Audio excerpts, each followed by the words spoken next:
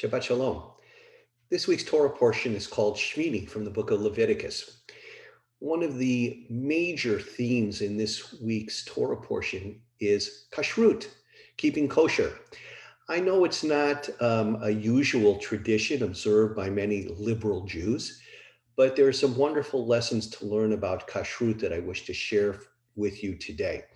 One lesson that I learned comes from Rabbi Sidney Greenberg of blessed memory.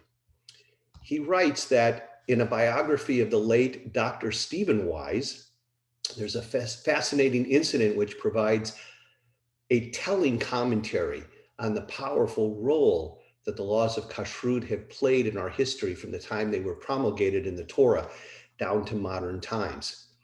When the American Standard Bible Committee, a Protestant group, was preparing to work on a new translation of the Hebrew Bible, the committee invited the well-known Jewish biblical scholar, Dr. Harry Orlinsky, to join in the endeavor. For a variety of reasons, Dr. Orlinsky was reluctant to do so. When the invitation was repeated, Dr. Orlinsky, who was then a member of the faculty of the Jewish Institute of Religion, decided to ask its president, Dr. Stephen Wise, for his advice.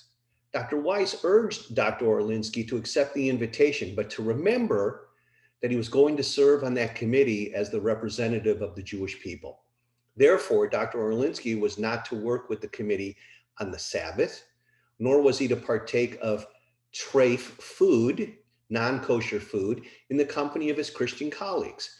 What's so striking about this conversation is the fact that Stephen Wise himself, as a leader of Reform Judaism, was not especially observant of the traditional laws relating to Shabbat or kashrut, but he understood how crucial Shabbat and kashrut observance had always been in Jewish life, and he wanted Dr. Orlinsky to honor these sancta when he worked with Christians as a representative of the Jewish people.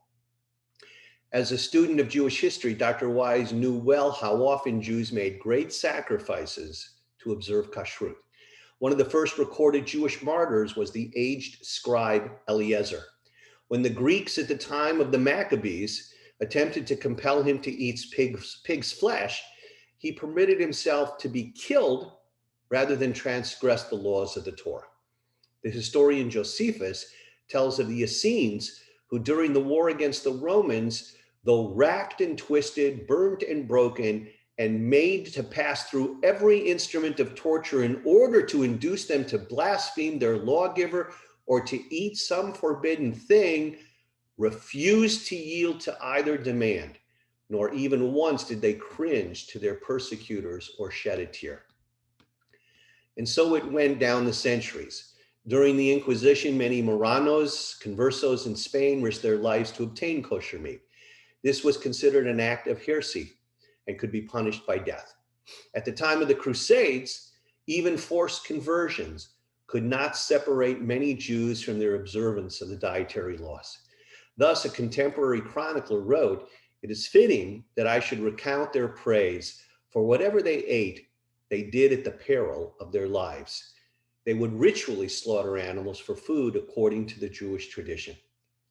Countless incidents of fidelity to the dietary laws at great personal peril are also part of the spiritual legacy of the Black Knight in the Nazi kingdom of evil.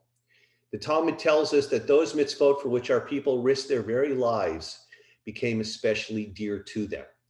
Who will deny that the mitzvah of kashrut is most prominent among them? A celebrated sociologist once observed that what the children of immigrants wish to forget, the grandchildren wish to remember. In many instances, this is proving true as it relates to kashrut. Why do the grandchildren reclaim the discarded practices? Here's how one individual answered this question. To us, the extra attention that we pay to eating in our kosher home gives us a feeling of warmth and closeness to a heritage we take pride in and to a people to whose survival we are dedicated.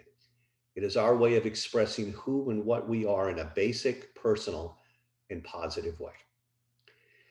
Though many of us may choose not to observe the rituals of kashrut, we can understand that it is still one of the main observances, rituals that keep the Jewish people identified as the people they are, a people of justice and righteousness, a people devoted to the one God, that we are willing to even sacrifice our lives.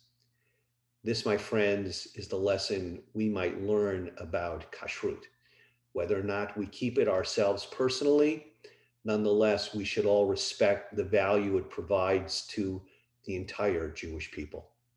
Shabbat Shalom.